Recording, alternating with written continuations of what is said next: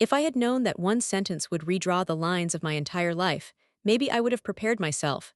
But nothing prepares a mother for hearing her own son say, with a face as calm as stone, "My wife's family comes first. You'll always come after them." He didn't whisper it. He didn't look away in guilt or hesitation. Matthew stared directly at me as if he were stating a household rule. Beside him, his wife, Brianna, nodded with the kind of polite firmness you use when closing a door on someone. "It's better to be clear," she added softly. There it was, my position in their world spelled out like a label, last place. After decades of sacrifices, double shifts, scraped knees, empty stomachs, and silent tears, I finally learned the truth of where I stood. I didn't yell. I didn't let my voice tremble. Instead, something inside me settled. A strange calm washed over me, the kind that arrives when you finally stop pretending you're not hurt. "Good to know," I said. They didn't realize what they had just awakened. They didn't know those three simple words would start unraveling 40 years of quiet endurance. Nor could they imagine that by sunset, I'd make a decision that would shift the ground under all our feet. But to understand why that moment changed everything, you need to know where this story really began. Long before that living room, before Brianna, before the marriage, before the cold silence that came later. My life split open many years ago. I was only 26 when Matthew was born. The world felt wide then. His father and I had plans, messy, imperfect dreams we were trying to sculpt into something solid. But life has a cruel way of rewriting what you think you control. 9 years later, a late-night phone call shattered everything. A car crash. Instant, final. I became a widow at 35 with a child who still believed monsters hid under the bed. I remember the first night without my husband. Matthew cried in his room, his sobs shaky and confused. I cried in the kitchen where no one could see me, surrounded by bills, decisions, and a fear so heavy it nearly suffocated me. My mother-in-law suggested I move back home, find another man, let Matthew stay with her during weekends. As if motherhood were something you could clock in and out of. As if my son were an inconvenience I needed to put down so I could go rebuild a life she thought was broken. I refused. Instead, I became a one-woman army. I worked 2 shifts at a department store. My feet blistered and bled inside cheap shoes, but Matthew never noticed. He ate well. He had clean clothes. His school projects were always done neatly. I learned to stretch every dollar like elastic. I learned to function on little sleep and endless worry. When he turned 15, I sold the gold bangles my husband had given me on our anniversary, one by one, quietly, to cover school fees at a better academy. I watched the jeweler weigh them, the metal glinting under cold fluorescent lights. I told myself, this is what love looks like. Matthew never knew. I kept that part tucked away like so many other sacrifices. By the time he reached college, I sold our old car too, our only car, to pay his enrollment. After that, I traveled across the city by bus, often leaving home before sunrise and returning long after the streetlights came on. Through it all, I believed my devotion would come back to me someday. That loyalty was a two-way road. That love, especially a mother's love, was an investment with returns. I didn't know then how wrong I was. But that moment in the living room, when he said those words, didn't just sting. It triggered something in me that had been sleeping for decades, and it was about to rewrite everything that came next. After my husband's death, life stopped being a path and became more like a staircase, each step uneven, each rise steep. Yet I climbed anyway because Matthew needed me to. Every choice I made in those years circled back to him. Every shift, every sacrifice, every no I said to myself was a quiet yes to his future. Sometimes I think back to those mornings when I'd wake before the sun, slipping into my uniform while the city still slept. I learned to sip lukewarm coffee standing up, learned to ignore the ache in my legs, learned to push through exhaustion like it was simply another task on the list. My coworkers used to ask how I managed. The truth was simple. Love made me strong, and fear made me relentless. I wanted Matthew to have the kind of chances I never had. When he was accepted into an engineering program at a top university, I remember feeling a burst of pride so strong it almost hurt. I told myself every blistered foot, every missed meal, every pawned bracelet had been worth it. What mother wouldn't give everything she had for that moment? To keep up with the tuition, I sold our rusted car. It wasn't much, but added to my savings, it covered the first semesters. The day the car left our driveway, Matthew didn't understand the full weight of what I'd given up. I didn't explain it. Parents often swallow their sacrifices whole, hoping their children will one day taste the love baked into them. I still believed then that parenting worked like a circle. What you pour in eventually comes back around. Years passed. Matthew graduated with honors. He got a good job. He moved into a sleek apartment uptown. He grew into the exact kind of man I dreamed he'd become. But strangely, the more his world expanded, the smaller my place in it felt. Calls that used to come every other day became weekly, then monthly, then whenever he had time. I'd sit by the window some evenings, phone in my lap, convincing myself he'd simply gotten busy. That's what adults do, right? They get busy. They chase dreams. They forget to check in. I told myself these things over and over like affirmations meant to dull a slow ache. Then he met Brianna. She came from a lively, close-knit household, the kind with big dinners, loud celebrations, and relatives who seemed to multiply at every event. I tried to find my footing in that whirlwind of a family but always seemed to stand slightly outside the circle. It began with small gestures, her taking over holiday plans without including me, subtle glances exchanged between them when I offered help, polite smiles that didn't reach her eyes. Nothing harsh. Nothing dramatic. Just a quiet rewriting of my place in Matthew's life. I baked him his favorite dessert the first Christmas we spent together after they started dating, a chocolate cake I'd made for every birthday since he was 7. Brianna placed it in the fridge behind store-bought pastries her mother had brought. "We already have something prepared," she'd said with a gentle voice that somehow still carried dismissal. The cake stayed in the fridge untouched until the next day when I was the one who ended up throwing it out. That was the first moment I felt something in me flicker, like a light dimming, not quite extinguished but fading. Still, I stayed quiet. I told myself not to be sensitive. I told myself she was still adjusting to me, that she didn't mean anything by it. I lied to myself a lot back then. But the truth was simple. I was no longer the center of Matthew's life. I wasn't even close to the edges. And yet, I still had no idea just how far out of his world I'd been pushed. Until the next event proved it beyond doubt. 6 months later, Matthew and Brianna announced their engagement. The news should have filled me with nothing but joy, but even then, something in my chest tightened, a quiet warning like a door creaking before it slams. They planned a grand ceremony, the kind you only see in magazines. Brianna's family took charge of almost every detail: venue, decor, music, seating arrangements. I tried to offer help, not out of control but out of love. "Let me know how I can support you," ID said gently. Brianna smiled politely. "Don't worry, Patricia, we've got it handled." Her tone was sweet, but the message underneath was unmistakable. "There is no place for you here." Still, a mother keeps showing up. I saved every extra penny from overtime shifts to gift them something meaningful. Weddings are expensive, and I wanted Matthew to begin his new life without any financial weight dragging behind him. Eventually, I offered them $20,000, money that had taken me 5 long years to build up. Matthew hugged me, truly grateful in that moment, and for a brief second I felt like I mattered again. But that feeling didn't last. On the day of the wedding, I arrived early, wearing a dress I'd spent months choosing. I expected to sit somewhere near the main table, maybe not beside them, but close enough to see their smiles clearly. Instead, I found my name tucked into the card on table 9, far off to the side with distant cousins of Brianna's whom I had never met. At first, I thought it was a mistake. I even looked around for another Patricia, hoping the placement belonged to someone else. It didn't. Matthew visited my table only once. "You okay, Mom?" he asked, too busy to wait for a full answer. "Everything looks amazing," I said, smiling so hard my cheeks ached. He nodded, already halfway turned toward another group of guests. I watched him throughout the night, laughing, dancing, surrounded by Brianna's expansive family. He looked happy, radiant. And I clapped when everyone else did. I took pictures like everyone else, even if no one took pictures of me. By the time dessert was served, the truth was already sinking in like cold water. I had poured my life into a man who now lived in a world where I was nothing more than a polite obligation.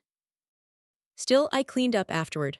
While Brianna's family celebrated loudly in the next room, I rolled up sleeves and helped stack plates, collecting empty cups, clearing tables. When the night ended, I left quietly. No one noticed. Months passed and the distance only widened. When Brianna became pregnant, Matthew called me with excitement. "Mom, we'll need your help a lot." For the first time in forever, I felt needed again. I rushed to the hospital the day Brianna went into labor, arriving before dawn. But once again, her family filled every corner of the waiting room. 10 of them went in before me. I was allowed to see my granddaughter, Lily, only for a few short minutes.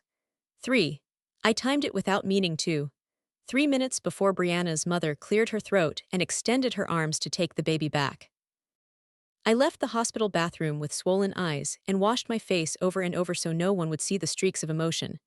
A grandmother shouldn't feel like a visitor in her own bloodline, but that's exactly what I was. In the weeks that followed, I became their emergency call, the one they relied on when they needed diapers, childcare, meals, house cleaning. I came every time. Matthew would thank me quickly before heading off to other plans, never offering a ride home, never asking if I was tired. I told myself it was okay. That being helpful was enough. That being nearby mattered more than being appreciated. I didn't realize I was slowly teaching them how little I expected in return. But life has a way of pushing you to your breaking point, and mine arrived the day Lily turned one, in a way I could never have imagined.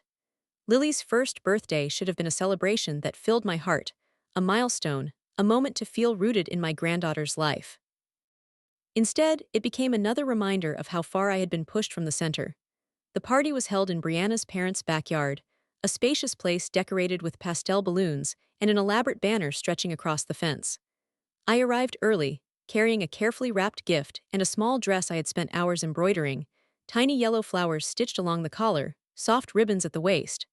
Every thread held a piece of me, a quiet hope that maybe this time I'd be part of something meaningful. When I showed the dress to Brianna, she barely glanced at it before saying, "Oh, that's sweet. But my mom already ordered a custom outfit for her. It matches the party theme." The words weren't cruel, just dismissive, effortless. She placed my dress aside, still in the bag as though it were an afterthought. I told myself to swallow the hurt. "It's fine," I whispered internally. "It's her first birthday. Let it go."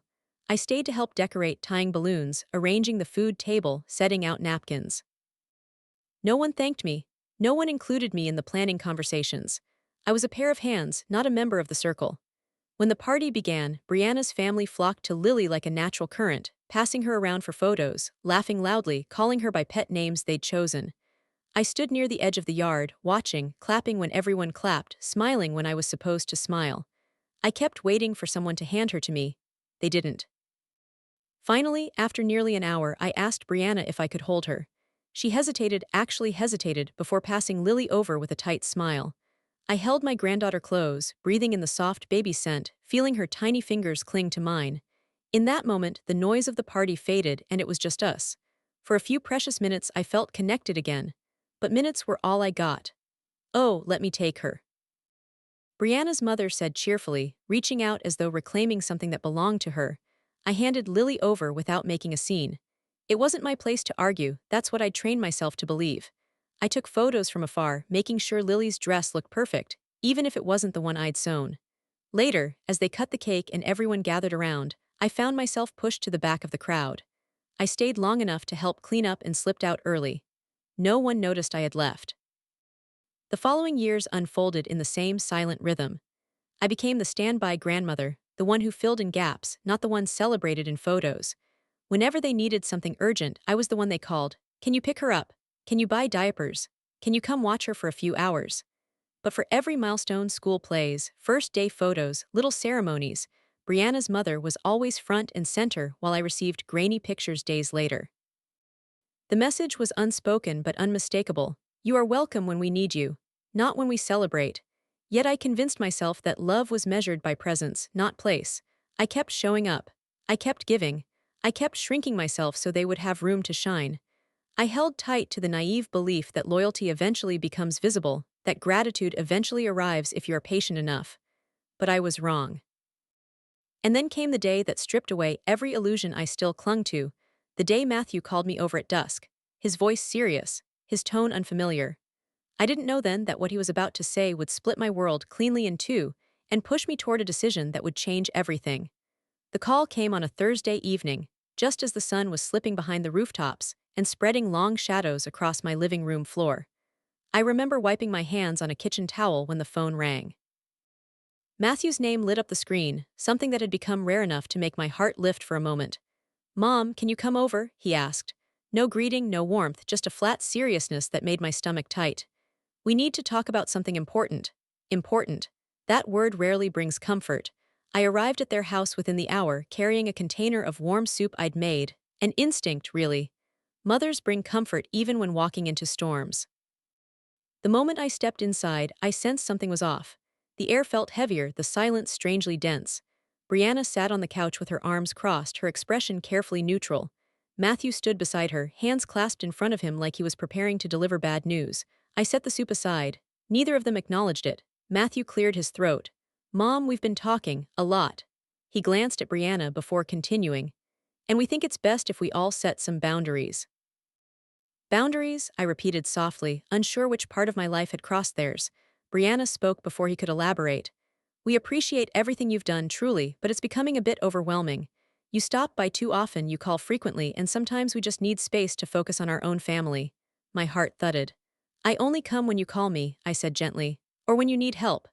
Yes, she acknowledged, and we're grateful, but Lily needs stability. And sometimes too many people around her confuses things. Too many people, as if I were part of a crowd, as if my love for my granddaughter were an inconvenience to be managed. I tried to keep my voice steady. I'm always careful, Brianna, I never impose. It's not about imposing, she cut in. It's about priorities. There it was again. That word, priorities. The word that stings worse than insult because it slices with subtlety. Matthew stepped closer, placing a reassuring hand on his wife's shoulder. Mom, we're not saying you can't see Lily, but it needs to be structured. Maybe twice a month, that way things are clear. Twice a month. After years of raising their emergencies with the urgency of my own heartbeat. After countless nights rocking a crying baby so they could sleep. After stretching my own life thin to support theirs. My body felt numb. If I've done anything to make you uncomfortable, I whispered, I wish you would have told me directly. We are telling you, Brianna replied, not cruelly, just plainly, as if this were a practical arrangement, not the reshaping of a mother's entire world. Matthew nodded. It's better this way, less confusion, less expectation. Expectation. He said it like a burden, like my love required repayment he was tired of giving. I managed a small smile, one I'd perfected after years of swallowing disappointment. Of course, I said, if that's what you need. The conversation ended with a hollow politeness, the kind strangers use when concluding a business meeting. They didn't walk me to the door, no hug, no thank you. Just a quiet closing of space, of ties, of history. When I stepped outside, the evening air felt colder than usual. The streetlights flickered on, pooling light across the pavement. I sat in my car for a long time, gripping the steering wheel, letting the truth settle. I wasn't part of their life. I was a convenience they had outgrown, but even then I didn't cry. Not yet. Some heartbreaks don't release tears, they gather strength instead. Because in that moment, something in me shifted. Something small, quiet, but powerful. And that shift, still forming, still fragile, would soon erupt into a decision that shocked even me, all triggered by a moment I didn't see coming. The days that followed felt like walking with stones in my pockets, heavy, dragging, and strangely quiet. I kept replaying the conversation in their living room, each word echoing in my mind like a slow drip from a leaking faucet. Boundaries, priorities, structured visits. Each phrase landed like its own small betrayal. I didn't tell anyone what had happened. I carried the weight alone, the way mothers often do. I took long bus rides just to clear my thoughts, staring out the window as the city moved past in blurry streaks. Some rides I didn't even remember boarding, my mind drifting somewhere between disbelief and resignation. Then came the moment that tipped the scale. Matthew called me again the following week. His tone wasn't harsh, but it was clipped, practical, almost impatient. Mom, can you come over tomorrow morning? We need help packing some things for storage. My heart leapt automatically. Even after being pushed aside, my instinct was still to show up. Of course, I said, I'll be there. The next morning I arrived to find boxes scattered across their living room floor. Brianna was sorting items, her movements brisk and efficient. Matthew smiled a little when he saw me, but it wasn't the warm smile I used to know. It was a polite, thin-lipped version of it, like he had learned it from someone else. Just help fold those baby clothes, he said, pointing to a pile near the couch. We're clearing space for new stuff. I nodded and got to work, folding tiny shirts that once fit Lily when she was still learning to roll over. My hands paused on a pink jumper, the first outfit I had ever bought for her. I remembered saving money for weeks just to buy that one item. When I held it now, a lump formed in my throat.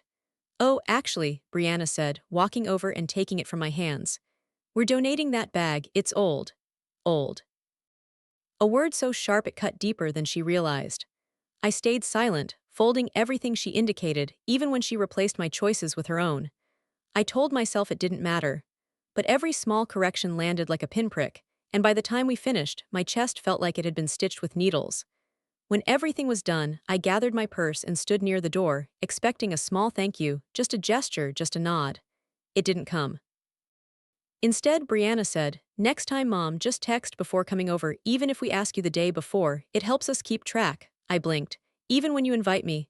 "Yes," she said plainly. "It keeps things organized." I nodded slowly, the last threads of my dignity pulling taut. "Of course," I murmured. "I'll remember." Matthew walked me to the porch. The sun was bright behind him, casting a shadow across his face. "Mom," he said, rubbing the back of his neck, "we're just trying to make things easier." Easier for whom? But I didn't ask. I simply said, "I know," and stepped down onto the walkway. As I walked toward the bus stop, I felt something I hadn't allowed myself to feel in years, an unraveling. All the sacrifices, all the silent giving, all the crumbs of appreciation I had taught myself to swallow, they flickered through my mind, rearranging themselves into a truth I could no longer ignore. Love shouldn't require erasing yourself. By the time I reached home, I knew something had broken inside me, not in a destructive way, but in a freeing one. A boundary inside me snapped back into place, one I didn't even know I needed. And that shift began growing roots.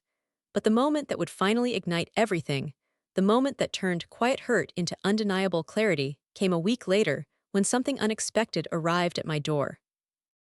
The following week passed slowly, carrying a strange stillness with it.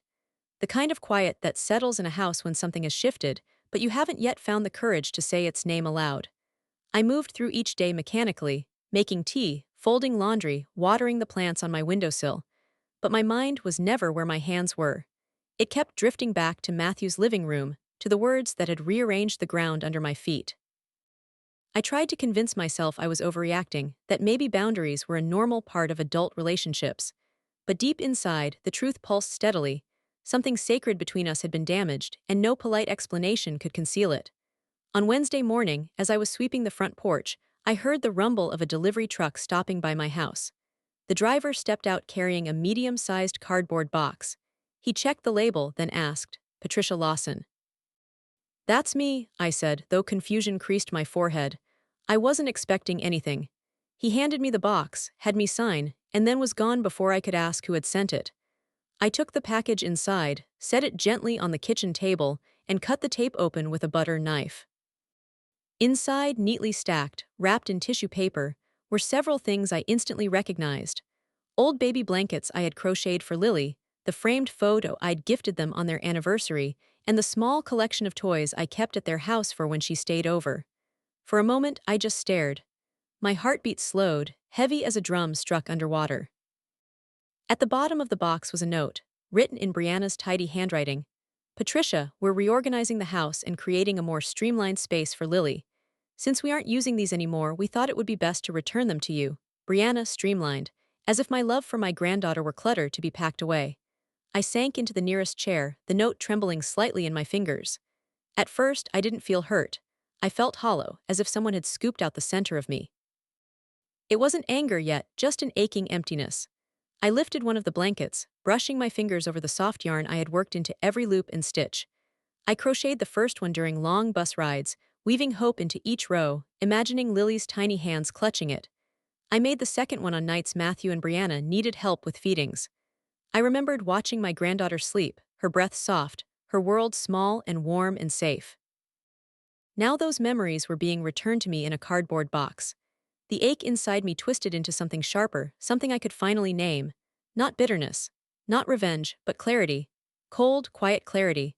All these years I had believed love was proven through endurance, showing up, giving without asking, sacrificing without expecting reward. But love without respect becomes servitude. And I had allowed myself to be treated like a convenience because I thought that was what good mothers did. I placed the blankets back into the box, closed it gently, and rested my hands on top. For the first time, I said aloud to myself, "Something has to change." And I meant it, not in a dramatic way, not in anger, but in the deep, resolute way a person means it when they finally recognize their own worth. But even with this newfound clarity, nothing prepared me for what came next, because just when I was learning to step back, Matthew showed up at my door with a request that cut deeper than anything before. 3 days after the box arrived, I heard a familiar knock on my door, 3 quick taps, then a pause. "Matthew." For a split second, a piece of me brightened out of old habit, the way a wound stings before it heals. But then I remembered the box on my dining table, the blankets, the note. The ache returned, settling behind my ribs like a weight. When I opened the door, Matthew stood there with his hands shoved deep into his pockets. He looked uncomfortable, shifting from one foot to the other.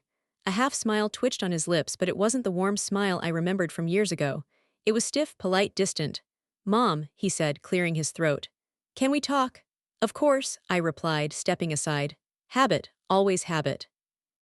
He walked in without noticing the box on the table or pretending not to. He sat down on the couch while I remained standing for a moment, studying him. He looked tired, or maybe that was just the weight of what he'd come to say. Finally, I sat across from him, hands folded in my lap. "What's wrong?" Matthew exhaled slowly. "Things have been hectic, with work, with Lily, with everything." He rubbed the back of his neck, a nervous tic from childhood. "We could use your help again." Heart thudded once, heavy, conflicted. "Help with what?" He hesitated. "Brianna's mom is traveling next month for almost 2 weeks, and with her gone, there's no one to help with Lily during the weekdays. We were hoping you could stay at our place for a while, like stay there, morning to night, maybe even overnight some days."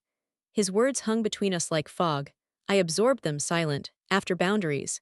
After being asked to text before coming. After having my things returned in a box. After being told I was overwhelming. Now they needed me again, not as family, not as someone valued, but as a fallback plan. Matthew continued, unaware of the storm gathering quietly behind my calm expression. "It would really help us. You know how Brianna feels about routines, and daycare doesn't have space. Plus, Lily already knows you. Already knows me." As if I were a distant acquaintance, not the woman who held her through fevers, who sang to her until she slept, who sacrificed years of her own life to make theirs easier. I took a slow breath. "Matthew, what about the boundaries you wanted?" He blinked. "This is different, Mom, it's temporary." "But the last time we talked," I said gently, "you told me twice a month was enough." He looked uncomfortable, glancing toward the window. "Well, that was for regular visits. This is help. We're in a bind." There it was, the truth wrapped in a casual explanation. My presence was a burden when they didn't need me, and a solution when they did. Something inside me settled, not in defeat, but in clarity. The kind I had never allowed myself to feel. For the first time, I looked at my son not as the child I raised, but as the adult he had chosen to become. "Matthew," I said softly, "I love Lily, you know that, but I also have a life. I can help when I choose to, not only when I'm needed." He looked startled, even hurt. "Mom, are you saying no?" "I'm saying," I replied, steady as a sunrise, "that I won't be taken for granted anymore." He stared at me, confused, almost offended, but beneath that I saw something else, a flicker of realization, the beginning of understanding. He didn't argue, he didn't apologize, he just stood slowly, nodding stiffly. "I'll talk to Brianna." I watched him leave, the door closing behind him like the final page of a chapter. For the first time in years, the silence that followed didn't feel empty. It felt like space. But the true turning point, the moment that crystallized everything, arrived when Brianna herself came to confront me and revealed a truth that shattered any remaining illusion I held. Brianna showed up 2 days later, unannounced, uninvited, and standing on my porch with the sharp posture of someone stepping onto a battlefield she believed she owned. I saw her through the window before she knocked. Her lips were pressed into a thin line, her jaw tight, her eyes cold with a purpose I couldn't read yet. I opened the door slowly. "Brianna, we need to talk," she said, walking past me before I could reply, moving with the confidence of someone entering her own home, not mine. I followed her into the living room, the same space where I had folded tiny clothes and stitched blankets for her daughter. She didn't sit. She crossed her arms and faced me as though preparing to deliver a verdict. "Matthew told me what you said," she began, her tone clipped, "that you won't be helping during the weeks my mother is away." "I didn't say I wouldn't help," I replied calmly. "I said I won't be taken for granted, there's a difference." She exhaled sharply as if my words were an inconvenience. "Patricia, with all due respect, this is not the time for emotional decisions. We're depending on you. Lily depends on you." A quiet chill ran through me. "Does she?" I asked softly. "Or do you depend on me only when it suits you?" She flinched, not dramatically, just a slight tightening around her eyes. "You're twisting things." I stepped closer, my voice steady. "Brianna, last week, you returned my things in a box. You asked me to text before visiting, even when you are the one who calls me over. You said I confuse Lily by being around too much. And now suddenly I'm essential." Her silence said more than words ever could. But then, with a breath, she lifted her chin and revealed the truth that pulled everything into sharp focus. "My mother has been the primary grandmother," she said. "That's how we planned it. It keeps things consistent. You stepping in too often interferes with the routines we've built." Primary grandmother. a title handed down like a crown I had never even been allowed to compete for. And Matthew agreed to this, I asked quietly, even though the answer already lived in the space between us. She hesitated only a second. Yes, we decided you're better suited for support roles. You help, but you're not central. Not central, not essential, not family, just supporting staff in the story of their lives. A slow ache spread through my chest, but it was different this time. It wasn't the raw sting of hurt. It was the settling of truth, a truth that had been whispering for years and was now finally loud enough to hear. I see, I said. Brianna softened her tone, mistaking my calm for surrender. Look, Patricia, we're not trying to hurt you, but we need you to understand your place. We need you when things get heavy, and for the next few weeks we need you. There it was, my value stripped bare, not loved, not wanted, just needed like a spare tire, like an emergency number, like a tool. I lifted my head and met her gaze.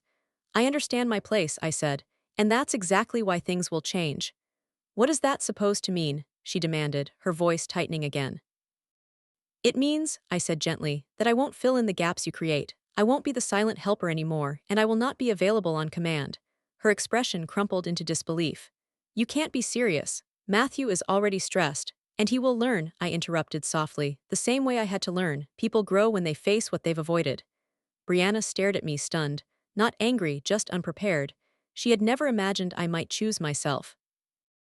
Finally, with a stiff breath, she turned and headed for the door. I'll talk to Matthew, she muttered. You should, I said, for both your sakes. When the door closed behind her, something inside me settled with finality, not weakness, not resentment, but a deep, steady understanding of my own worth. But while Brianna's visit marked a turning point, the true shock came days later, when Matthew returned, not to ask for help, but to give me news that forced a choice I had avoided for far too long. Matthew arrived 3 days later, just after sunset, when the sky was stained in shades of fading gold. I was sitting on the porch watering my plants when I saw him walk up the driveway, slower than usual, shoulders rounded, as if he had borrowed weight from the world and didn't know where to put it down. Mom, he said softly. There was no stiffness this time, no clipped tone, no distance.